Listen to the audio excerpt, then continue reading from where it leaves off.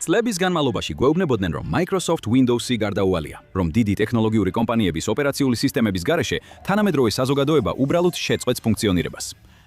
საფრანგეთმა დაამტკიცა, რომ ეს ტყუილია. სოფლიოს ერთ-ერთმა ყველაზე ძლიერმა ქვეყანა Microsoft-ი თავისი ეროვნული პოლიციის ძალებიდან ამოიღო. 10,000-ობით კომპიუტერი, არც Windows-ი, არც ლიცენზიები, არც დამოკიდებულება Silicon Valley-ზე. ამის ნაცვლად ისინი გადავიდნენ უფასო ღია კოდის პროგრამულ უზრუნველყოფაზე და შედეგმა თვითონ მთავრობის წარმომადგენლებიც კი გააოცა. ხარჯები 40%-ით შემცირდა. ეს პატარა ექსპერიმენტი არ იყო.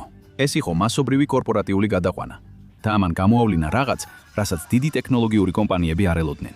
ევროპამ შეიძლება მონოპოლიიდან გამოსავალი იპოვა. თავი პირველი, 40%-იანი გილიოტინა ჟანდარმერია. ნაციონალი უბრალო პატარა ოფისის ექსპერიმენტი არ არის.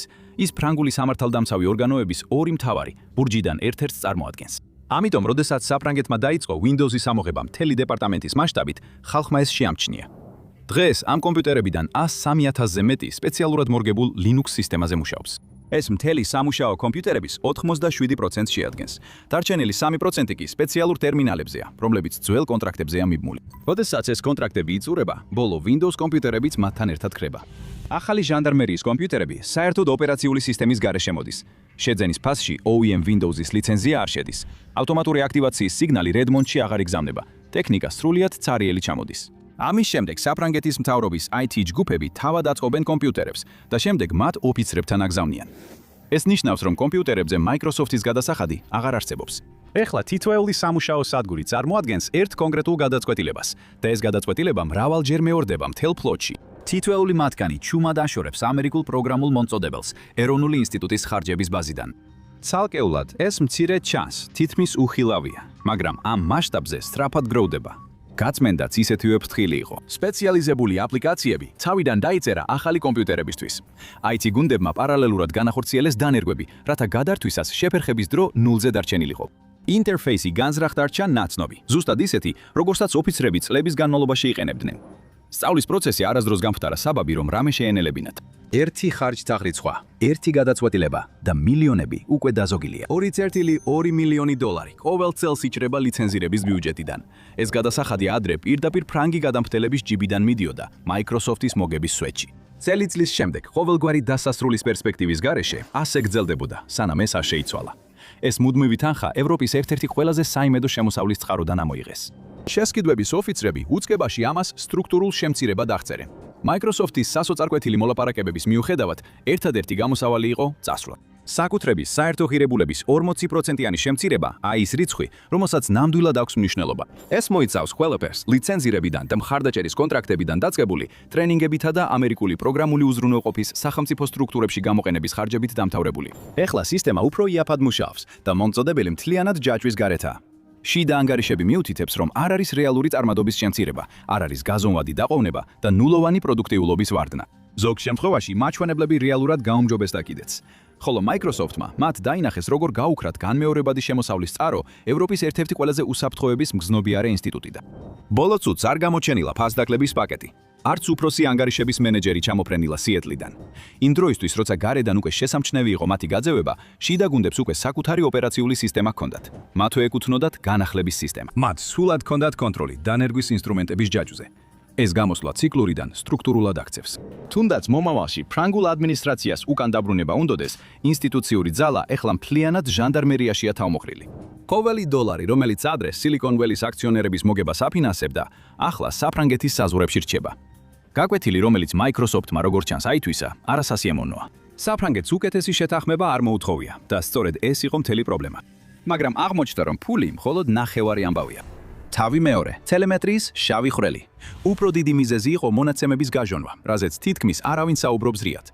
თანამედროვე Windows აქვს ჩაშენებული ტელემეტრია, რომელიც აგროვებს მოწყობილობის დიაგნოსტიკას, ავარიული გათიშვის ანგარიშებს და აპლიკაციების გამოყენების მონაცემებს, რომლებიც შემდეგ შეიძლება გადაეგზავნოს Microsoft-ის სერვერებზე. ის ძირითადად გამოიყენება სტაბილურობისა და უსაფრთხოებისთვის. Microsoft ამ სისტემებს აღწერს თავის კონფიდენციალურობის მასალებში და მონაცემთა ნაკადის ზოგიერთი ნაწილი დიდ ყურადღებას იპყრობს. ამ ტელემეტრიის ნაწილი ჩაშენებულია ოპერაციულ სისტემაში და მიუხედავად იმისა, რომ მომხმარებლებს შეუძლიათ შეამცირონ გაზიარებული მონაცემები, სტანდარტულ კონფიგურაციებში MIB-ში მისი სრულად გამორთვა შეუძლებელია. შენ არ ხარ შეშლილი თუ გონია, რომ შენი კომპიუტერი გითვალთვალებს და გაძალებს განახლებებს. ეს დოკუმენტირებული ბიზნეს მოდელია. ჩვეულებრივი მომხმარებლებისთვის ეს ძირითადად უბრალოდ ფონური ხმაურია, მაგრამ ორგანიზაციებისთვის, რომლებიც მგრძნობიარე მონაცემებს ამუშავებენ, ეს შეიძლება აღიქმებოთ როგორც მიმდინარე სადაზვერვო კომპრომეტაცია. მათი ამოსავალი ვარაუდია, რომ ნებისმიერი მონაცემი, რომელიც მოწყობილობას ტოვებს, აღარ არის მთავრობის კონტროლის ქვეშ. თუნდაც შიგთავსი არასოდეს გავიდეს მოწყობილობიდან, მეტამონაცემების კვალი და აქტივობის ნიმუშები მაინც გადის. და ეს შეიძლება საკმარისი იყოს. ეს შეიძლება გამოავლინოს ოპერაციული სიხშირე, საგამოძიებო პრიორიტეტები და სენსიტიური ოპერაციების დეტალები. თუ ამ ყველაფერს 103,000 მოწყობილობაზე გააერთიანებ, მიიღებ მუდმივად განახლებად სურათს როგორ ახორციელებს დიდი შვიდეულის ქვეყანა სამართალდაცვას, ყველაფერი რეალურ დროში ახლდება. მას შემდეგ რაც მონაცემები ტოვებს ეროვნული ინფრასტრუქტურას, მისი დაბრუნება ფაქტობრივად შეუძლებელია. კიდევ უფრო უარესია, აშშ-ს კანონი ჩუმად დგას თავად საფრანგეთის კანონზე მაღლა. 2018 წელს მიღებული Cloud Act-ი ამერიკის ხელისუფლებას აძლევს სამართლებრივ მექანიზმებს, რომ აიძულოს აშშ-ში დაფუძნებული ღრუბლოვანი სერვისების მომწოდებლები მოთხოვნისთანავე გადასცენ სერვერის მონაცემები. ამ სერვერების ფიზიკური მდებარეობა მსოფლიოს ნებისმიერ წერტილში ამას არ ცვლის. საფრანგეთის და რუსეთის დაზვერვის სამსახურებისთვის ეს ჰიპოთეტური პრობლემა არ არის. ეს არის სხვა ქვეყნის დაწერილი კანონი, რომელიც მათ საკუთარ კანონზე მაღლა დგას. არც ერთი მომწოდებელთან ურთიერთობა ან კონტრაქტის პუნქტი ამას ვერ შეცვლის. კორპორატიული მონაცემების გაჟონვის შეჩერება იყო მიგრაციის მეორე მოტივი. ჟანდარმერიის მიერ გამოყენებული სპეციალური Linux-ის ვერსია ავტომატურად არ აგზავნის გამოყენების ან დიაგნოსტიკურ ინფორმაციას გარე კომპანიებში. ყველა დიაგნოსტიკური მონაცემი, ლოგი ან ავარიის ინფორმაცია ინახება ეროვნული ინფრასტრუქტურის ფარგლებში, რომელსაც ფრანგი მთავრობის ინჟინრები მართავენ. იდეა მარტივია. არანაირი ოპერაციული მონაცემი არ ტოვებს ქვეყანას და აუდიტის შემოწმებები გამოიყენება ამის დასადასტურებლად. ასეთი კონტროლით ცვლის ამ სისტემებისადმი დამოკიდებულებას. საკუთარი სამუშაო კომპიუტერისადმი ეჭვი აღარ არის მხოლოდ კონფიდენციალურობის სპეციალისტების წუხილი. ეს უკვე ხდება ევროპის ციფრული პოლიტიკის ერთ-ერთ ძირითად დაშვებად 2026 წელს. საზოგადოებრივი სექტორის შესყიდვების კონტრაქტები მთელ კონტინენტზე უკვე იწყებს ამის ასახვას. მესამე თავი, აპარატურის გადარჩენა. Microsoft-ის ყველაზე მომგებიანი ხრიკი, საკმაოდ კლინიკური სახელწოდებითაა ცნობილი, აპარატურის იძულებითი მოძველება. Windows 13 აქვს აპარატურის თავსებადობის ბარიერი, რომელიც პირდაპირ ჩაშენებულია მისი ინსტალაციის მოთხოვნებში. კომპიუტერებს სჭირდებათ Sando პლატფორმის მოდული, 2.0 ჩიპი. მათ სჭირდებათ დამტკიცებული პროცესორის, კონკრეტული თაობა, მინიმალური რაოდენობის ოპერატიული მეხსიერება და უსაფრთხო ჩატვირთვის შესაძლებლობა. კომპიუტერები, რომელიც რომელიმე ამ მოთხოვნას ვერ აკმაყოფილებენ, განახლებაზე იბლოკებიან. Deadline-ი, რომელმაც ეს გლობალურ პრობლემად აქცია, იყო ის, რომ Windows Ads მხარდაჭერა 2025 წლის ოქტომბერში ეწურებაურება. ამ დროისთვის მსოფლიოს მასშტაბით 100 მილიონის სრულად ფუნქციონალური კომპიუტერი ფაქტობრივად აიძულეს, ან ჩანაცვლება გაეკეთებინათ, ან განიახლებინათ. არა იმიტომ, რომ აპარატურა გაბუჯდა, არამედ იმიტომ, რომ ერთი მომწოდებლის პროდუქტის განვითარების გეგმა წინ წავიდა Redmond-ში, ვაშინგტონში დადგენილი გრაფიკის მიხედვით. ხარჯი 100 მილიარდ დოლარს და 1000 ტონა ელექტრონულ ნარჩენს ავწევდა. მუშა დესკტოპები და სრულად ფუნქციონალური ლეპტოპები მოულოდნელად ნაგავ საკრელზე ან ფასდაკლებით გაყიდვაზე აღმოჩნდნენ. კორპორატიული IT დეპარტამენტები, სასკოლო ოლქები, საავადმყოფოების ქსელები და ქალაქის მთისმთავრობები ყველა ერთსა და იმავე არასასიამოვნო არჩევანის წინაშე აღმოჩნდნენ. გაგრძელონ ხარდაუჭერელი პროგრამული უზრუნველყოფის გამოყენება, მზარდი უსაფრთხოების რისკებით, თუ გამოყონ უზარმაზარი კაპიტალური ხარჯები ახალი ტექნიკის შესაძენად. განახლების ციკლი ტექნიკური საკითხიდან ბიუჯეტურ მოვლენად გადაიქცა, მაგრამ საფრანგეთმა მთლიანად აუარა გვერდი განახლების ციკლს. სპეციალურად მორგებული Linux-ის ვერსია არ აწესებს ტექნიკის მკაცრ შეზღუდვებს, ამიტომ ძველი მოწყობილობებიც სრულფასოვან პოლიციის ტერმინალებად ითვლება. სხვა პროგრამული უზრუნველყოფის სტრატეგიის პირობებში იგივე მოწყობილობა შესაძლოა უკვე ჩანაცვლებად იყოს მონიშნული და ჩამოწერილი. დროთა განმავლობაში ეს გადაწყვეტილება ამცირებს ჩანაცვლების ხარჯებს და დანაზოგი ყოველწლიურად გროვდება. არსებული მოწყობილობები უფრო დიდ ხანს გამოიყენება, ნაცვლად იმისა, რომ ფიქსირებული გრაფიკით ყოველ 5-დან 7 წელიწადში ერთხელ ჩანაცვდეს. ფული, რომელიც ახალი აღჭურვილობის შეძენაზე დაიხარჯებოდა, რჩება საჯარო ბიუჯეტში და მიმართება ისეთ საჭიროებებზე, როგორიცაა პერსონალის დაკომპლექტება, ტრენინგი და საველე ოპერაციები. და სწორედ აქ ბრუნდება ყურადღების ცენტრში ის 40%-იანი დანაზოგი. საქმე მხოლოდ ლიცენზირებაში არ იყო. ეს ხარჯი მხოლოდ ყველაზე თვალსაჩინო ნაწილია. ნაკლებად თვალსაჩინო ხარჯები მოდის მის გარშემო არსებულ ციკლიდან.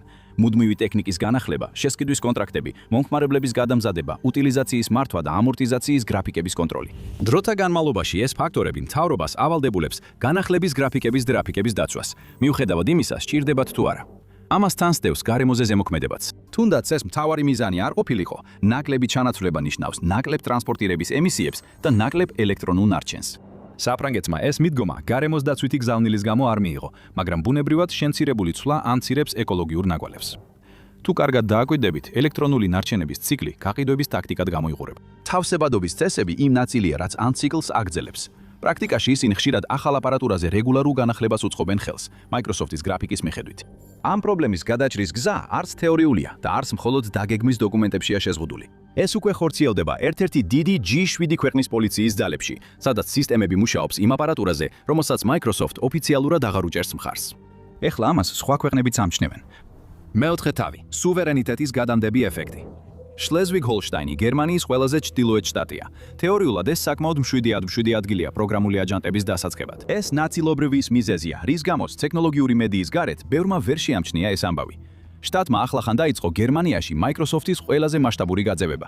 ისინი მიზნად ისახავენ 30,000 სამთავრობო კომპიუტერის შეცვლას, რომლებსაც სახელმწიფო მოხელეები, მოსამართლეები და პოლიცია იყენებენ. გეგმა მთლიანად ამოიღონ Microsoft-ის სისტემა. მის ნაცვლად გამოიყენებენ ღია კოდის მქონე Linux-ის პროგრამებს. საოფისე სამუშაოებს LibreOffice მოემსახურება. დანარჩენს კი ღია კოდის მქონე ელფოსტისა და კალენდრის სისტემები უზრუნველყოფენ. მათი მომდევნო ღრუბლოვანი პლატფორმები მუშაობს სერვერებზე, რომლებიც თავად გერმანიაშია განთავსებული. სახელმწიფოს ციფრული საკითხების სამინისტრომ ამ პროექტს უწოდა გრძელვადიანი უსაფრთხოების გარანტია. გზა რომ მომავალში აირიდონ ლიცენზირების პრობლემები და თავიდან აიცილონ მონაცემების გაჟონვა. ეს არის გზა რომ წინ უსწრონ ევროპულ მონაცემთა დაცვის კანონმდებლობას.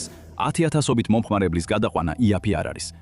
სახელმწიფო პარლამენტმა დაახლოებით 20 მილიონი ევრო გამოყო ამ რთული მრავალწლიანი გარდამავალი პერიოდის დასაფარად. მაგრამ, როგორც კი ეს დასრულდება, სახელმწიფო ელოდება, რომ ყოველწლიურად 16,9 მილიონ ევროს დაზოგავს ლიცენზიებზე. ეს ფულია, რომელიც ბიუჯეტში ბრუნდება და არა Microsoft-ის ევროპულ ანგარიშებზე. დანერგვა ტალღებად არის დაგეგმილი. პირველი ტალღა მოიცავს ზოგად ადმინისტრაციულ სამუშაო სადგურებს, მეორე ფოკუსირებულია სპეციალიზებულ რეგიონულ დეპარტამენტებზე, ხოლო მესამე ვრცელდება უფრო რთულ მუნიციპალურ სისტემებზე. თითოეული ეტაპი მოიცავს 90 დღიან სტაბილიზაციის პერიოდს, რომლის განმავლობაში პრობლემები ფიქსირდება და ინჟინრები ამუშავებენ დასანერგ სისტემურ ასლს, სანამ შემდეგ ჯგუფზე გადავლენ. პოლიტიკური მდგრადობაა ის, რაც პროექტს სტრატეგიულად მნიშვნელოვანს ხდის. ესეთ ადგილებში, როგორიცაა შლეზვიგ-ჰოლშტაინი, ეს ცვლილება ნაკლებად აღიქმება როგორც მრცმოკლევადიანი ინიციატივა და უფრო მეტად როგორც გრძელვადიანი ციფრული დამოუკიდებლობა. მომავალი მთავრობები თეორიულად შეიძლება შეცვალონ კურსი, მაგრამ ამის გაკეთება ნიშნავს მნიშვნელოვანი განმეორებადი ხარჯების დაბრუნებას და უკვე ყოველდღიურ ოპერაციებში ინტეგრირებული სისტემების თავიდან აშენებას. ამ ორ შემთხვევაში ჩამოყალიბებული ტენდენცია სულ უფრო რთული გასაწინააღმდეგებელია. ბირთვული იარაღის მქონე G7-ის ქვეყანა თავის მთავარ პოლიციურ უწყებას Windows-ის გარეშე მართავს. გერმანიის ერთ-ერთი შტატი, სადაც 30,000 სამთავრობო კომპიუტერია, ზუსტად იმავე გზას მიხვება. კორპორატიული გამართლება ადრე ის იყო, რომ რეალური ალტერნატივა არ არსებობდა. ეს გამართლება თითქმის მთლიანად ჩამოიშალა, მაგრამ დაკარგული ლიცენზიის ფული არ არის ის, რაც დიდ ტექნოლოგიურ კომპანიებს აშინებს. ეს არის იდეა, რაზეც ყველა Silicon Valley-ის გაყიდვების პრეზენტაციაა აგებული, რომ რეალური ალტერნატივა არ არსებობს. და როგორც კი ეს ბზარი საჯაროდ გამოჩნდება, მტკიცე ციფრებით გამყარებული, ძალაუფლების დინამიკა იცვლება. ამას ყველა ამერიკული პროგრამული უზრუნველყოფის კომპანია გძნობს. ფრანგული სამინისტროს წარმომადგენელი, რომელიც 2026 წელს Microsoft-ის წარმომადგენლის თომადგენლის წინ ზის, უკვე ფლობს შიდა მონაცემებს. ეს მონაცემები ზუსტად აჩვენებს, როგორი იქნება ცხოვრება კონტრაქტის გარეშე. მათ აქვთ მტკიცებულება, რომ შეუძლიათ მთელი ოპერაცია პროდუქტის გარეშე აწარმოონ. მოლაპარაკების დინამიკა ერთ ღამეში იცვლება. ადრე მომწოდებელი კარნახობდა პირობებს, ხოლო კლიენტი ფასდაკლებას ითხოვდა. ეხლა კლიენტი მოდის გეგმით, როგორ დატოვოს კომპანია. ფასების კონტროლი მაგიდის მეორე მხარეს გადადის. ევროპული პროგრამული უზრუნველყოფის გავლენა უკვე შესამჩნევია. ევროპული კომპანიები, რომლებიც საოფისე პროგრამულ უზრუნველყოფას ყიდიან, ამბობენ, რომ მათთან მთავრობის ზარები მკვეთრად გაიზარდა. იგივე ეხება ჩატის ინსტრუმენტებისა და ავტორიზაციის სისტემების გუნდებსაც. ღია კოდის ჯგუფები, რომლებიც უფასო საოფისე პროგრამულ უზრუნველყოფას ქმნიან, ახლა რეალურ დაფინანსებას იღებენ. ეს ფული მოდის სამინისტროებიდან, რომლებიც ადრე არაფერს აძლევდნენ მათ. ევროპული ღრუბლოვანი კომპანიები ყველა მიმართულებით ხელშეკრულებებს იგებენ. ესევდე ხელშეკრულებები 2 წლის წინ პირდაპირ ამერიკულ გიგანტებთან წავიდოდა. ფული, რომელიც საფრანგეთმა და შლეზვიგ-ჰოლშტაინმა Microsoft-იდან გამოიტანეს, უბრალოდ ბანკში არ წევს. ის ისევ ევროპულ ტექნოლოგიურ კომპანიებში ბრუნდება, რომლებსაც ცოტა ხნის წინ მაგიდასთან დასხდომის უფლებაც კი არ ჰქონდათ. ეხლა სხვა ევროპული დედაქალაქებიც ყურადღებით აკვირდებიან. ნიდერლანდები, იტალია, ესპანეთი ყველა აპირებს თავისი არსებული სისტემის გადახედვას. ეს ტენდენცია სულ უფრო ვრცელდება. თითოეული მათგანი კიდევ ერთ მონაცემს ამატებს ამ ტენდენციას. საბოლოოდ ეს შენს ლეპტოპზეც აისახება. ოპერაციის შიგნით დამალული პირადი მასშტაბის გაკვეთილი საკმაოდ მარტივია. იგივე ღია კოდის პროგრამული უზრუნველყოფა, რომელიც ეროვნული პოლიციის ძალას მართავს, თავისუფლად ხელმისაწვდომია. ნებისმიერს, ვისაც ლეპტოპი და ერთი საღამო აქვს, მისი დაპენება შეუძლია. იგივე ტელემეტრიის წინააღმდეგობა, რომელიც ფრანგული დაზვერვის ოპერაციებს იცავს, ჩვეულებრივ ოჯახსაც იცავს.